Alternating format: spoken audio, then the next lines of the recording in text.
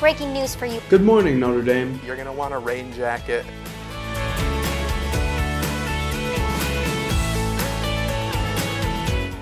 Notre Dame men's basketball coming out of the East region. And can you get me a gym time? Not only that, it was a shutout, of course. For NDTV, I'm Abby Urban.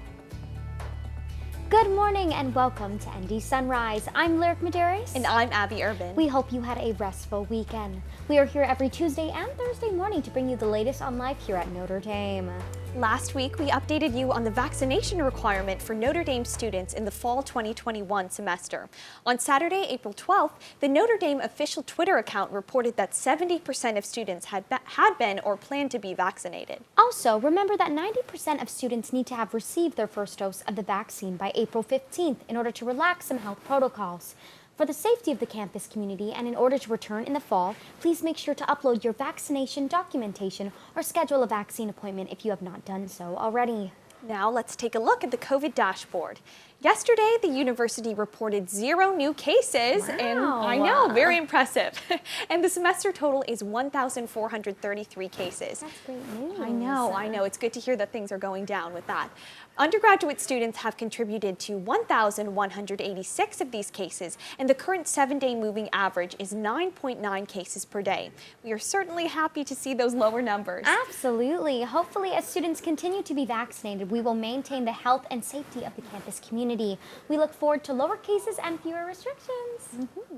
This past week, COVID didn't stop one student group from making a difference. Last Friday, WSND hosted a radiothon to raise money for the South Bend Foundation for Music and Healing, an organization that brings music education to students with special needs and disabilities. Sam Eppich is here to give us more insight into the experience. Sam. This weekend, student-run radio station WSND hosted Radiothon and partnered with the Foundation for Music and Healing, a local nonprofit organization seeking to provide music instruction and exposure to individuals in the Mishawaka area experiencing mild to severe disabilities. Today, I spoke with WSND manager Jillian Randle to learn more about the event and WSND's engagement with the local community. My name is Jillian Randle. I'm the station manager for WSND FM. That means I kind of help things run along in the station. I've been with the station for 4 years, and I kind of wanted to do a little bit more with it this year, make it a little bit more involved, get more student involvement, because I think the club is a perfect representation of like students and community members coming together.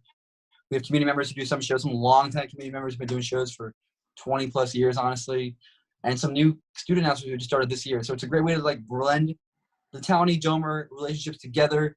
So this real goal of mine this whole year being station manager was to create an event that brought us all together, and that kind of came in the form of Radiothon, a way to give back to the South Bend Foundation for Music and Healing.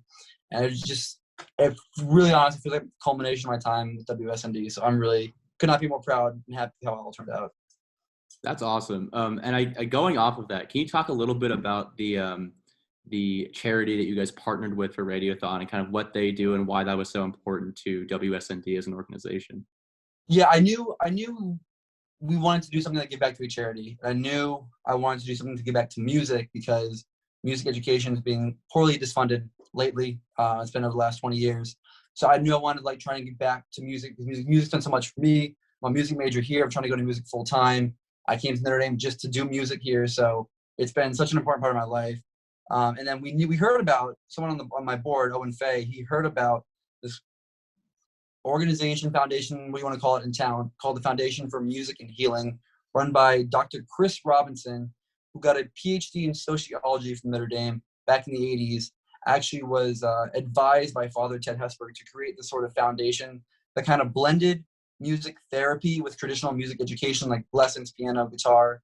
And it really is a unique foundation in the way it blends it and the way that it's like people aren't aware of it in town. So we wanted to create something that would give them the finances they needed because he's taken a hit since the pandemic. He hasn't had a paycheck in over a year, and they work with kids on the spectrum, autism, blind kids, deaf kids, kids with disabilities, kids with abilities. It's a wide gamut of people he works with to give them music education as a kind of a way to hardwire their brain. So it seemed like a really great fit for us as an organization. They were severely underfunded over the last year. Dr. Chris Robinson could not have been kinder. It just seemed like a perfect way for us to donate. And to have the Notre Dame connection all the while, Father Hesburgh, and he's working with South Bend, it's just perfect fit for us. In addition to Killian, I sat down with current students to gauge the Radiothon reception on campus. The charity, for me at least, it was one that was close to home because I have a little sister and she has special needs, and she has found a lot of healing in music therapy growing up and still does it. And so when I heard that, I was just happy to donate. I think the gist is just that we love the foundation, we love WSND, and we love the Radiothon. Yeah. Thanks to this year's team at WSND Student Radio, this year's Radiothon was able to make a meaningful impact on the local Mishawaka community, bringing in $11,000 for the Foundation of Music and Healing. For NDTV, I'm Sam Eppich. Thank you, Sam. What a great cause. I'm so glad they're getting out there to do that. Absolutely, and such a fun name, Radiothon. Yes. Did you see that our Notre Dame lacrosse team beat the #1 ranked Duke lacrosse team? I didn't. I should have. I was in my room the other week. I was in my room this past weekend, and my friend was like, "Did you see Notre Dame beat Duke?" I was like, "What? That's so awesome!" Congrats to them. Wow. I know. Impressive. This week on sports, our national champion fencer Amanda Pirkowski gives us an update on all things Notre Dame sports and what we should be looking out for in athletics. What do you have for us, champ? I'm Amanda Pirkowski, and this is Sports with Perk. This weekend, 2 undefeated #1 nationally rated teams invaded Notre Dame's campus. One left with its first loss, and the second narrowly escaped with a victory. Of course, I'm referring to Duke's men's and North Carolina's women's lacrosse teams. For the men, the score was tied 5-5 just before halftime. The Irish fired 2 goals in 5 seconds to take the 7-5 halftime lead. The Fighting Irishmen then pulled away to a comfortable 13-8 victory. In this video, Pat Kavanaugh's goal demonstrates some fancy stick work in tight space against multiple Duke defensemen. Look at that, oh my goodness, over the back shot. You have to see this next clip. I'm not gonna say that the Irish got into the Blue Devil goalie's head and took advantage of it, but it literally appears that he did. Heads up play by number 55. Congratulations to Coach Corrigan. Notre Dame's coach Kevin Corrigan became the winningest active Div 1 lacrosse coach with his 311th win. Against the Tar Heels, the women's lacrosse team fought a close battle throughout the game. Notre Dame's goalie Bridget Deegan led the great defensive effort. Let's look at Bridget's quick reaction time demonstrated on these saves. Wow. Maddie Howe led the Irish offense. Look at this nice goal. Notre Dame failed to convert a tying goal on a few opportunities in the final minutes of the match. Sadly, they lost 11-10, but it was a great game. Unfortunately, women's softball canceled their games against Clemson, secondary to COVID positivity, quarantining, and contact tracing. Men's baseball won their weekend series against Georgia Tech 2-1. On Friday night, the Irish rebounded after an initial 7-0 deficit to win 10-9. This home run smash by Jack Brannigan contributed to the inspired comeback effort. Saturday found the Irish dominating the Yellow Jackets 7-0. Sunday, the Irish looked good with a 1-2 lead going into the 7th. The visitors stung the Irish with a tying run in the 7th and 2 additional runs in the 8th, giving them the 4-2 win. Now for the Lightning sports round. On senior night, men's soccer lost 2-0 to Virginia Tech. The team awaits its potential NCAA tournament bid selection on Monday, April 19th. The women's soccer had a heartbreaker with a 2-1 loss in overtime to Oklahoma State. Men's golf placed second in the Stitch intercollegiate match.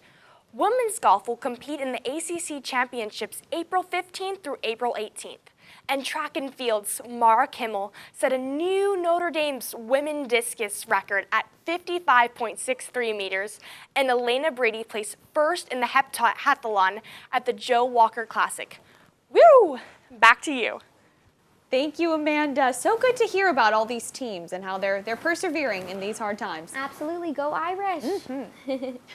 Last week, Jillian Randle gave us an update on the Chauvin trial and all that is happening in the world of national politics. Jillian comes to us with another segment reporting on everything that goes on in the White House. Jillian?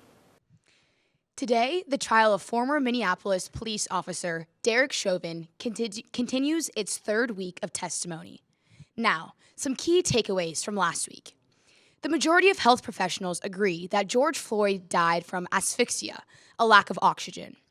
Dr. Martin Tobin was brought to the stand, a pulmonologist who has studied breathing in the human body for more than 40 years.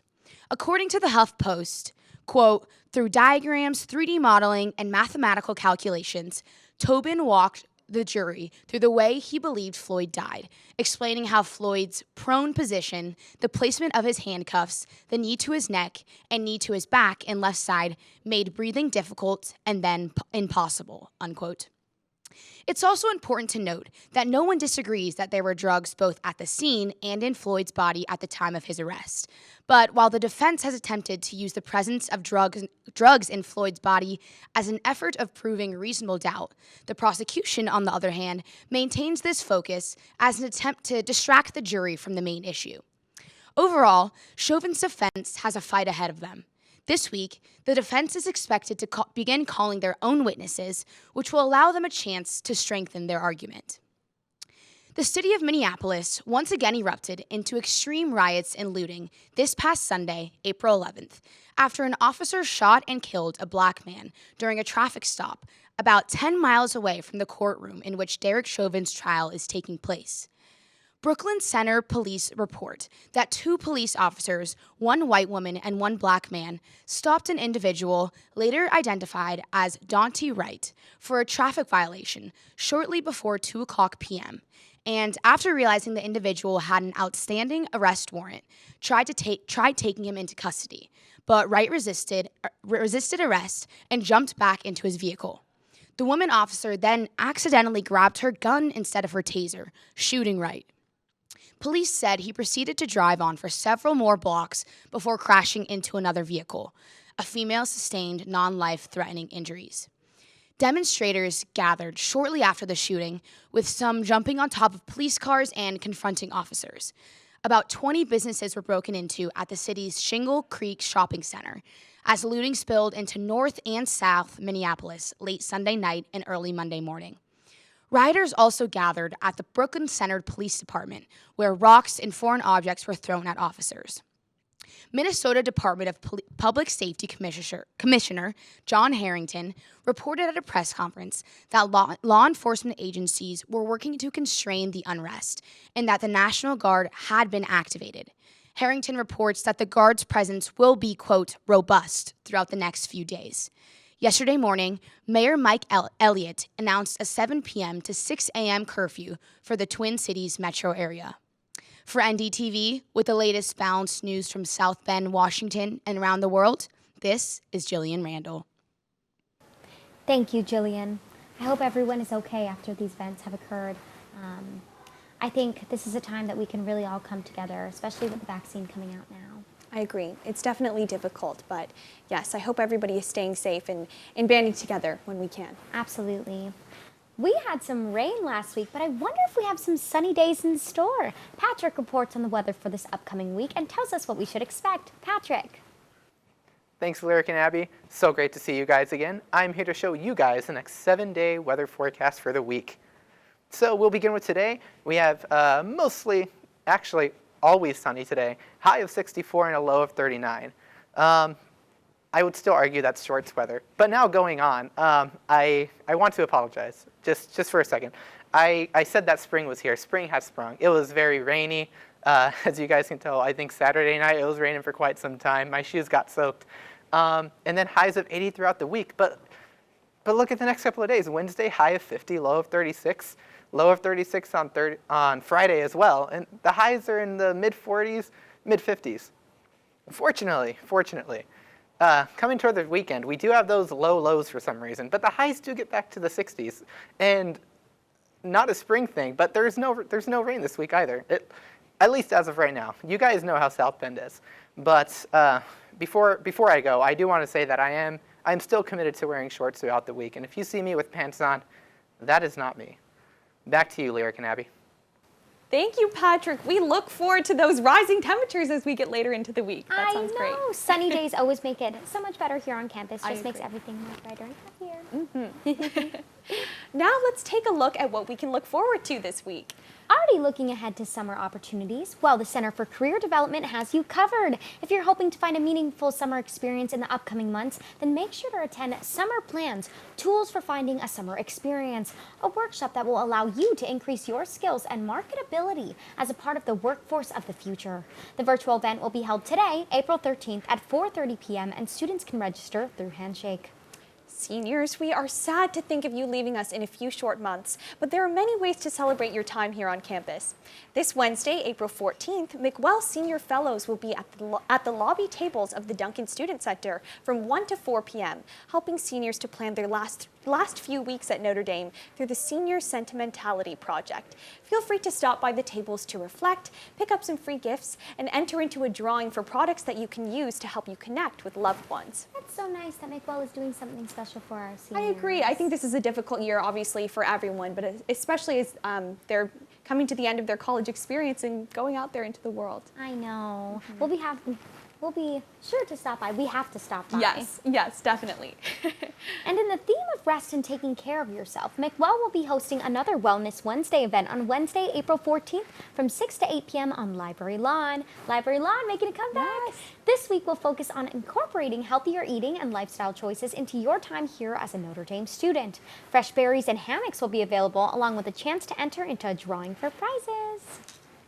And that brings us to a close for this morning's news. For more things NDTV, you can follow us on our social media accounts at Notre Dame Television on Instagram, at Notre Dame TV on Twitter, and Notre Dame Television on YouTube. You can find all of our episodes under ND Sunrise.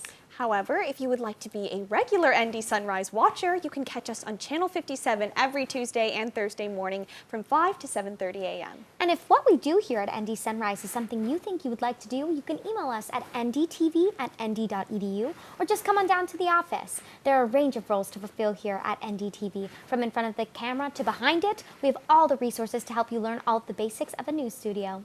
Thank you for joining us this morning. I'm Lyric Medeiros. And I'm Abby Urban. And from all of us here in the studio, we wish you a wonderful rest of your day. Thank you, and Go Irish!